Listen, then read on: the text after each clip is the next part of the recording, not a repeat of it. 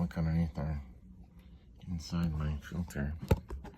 I'm scared.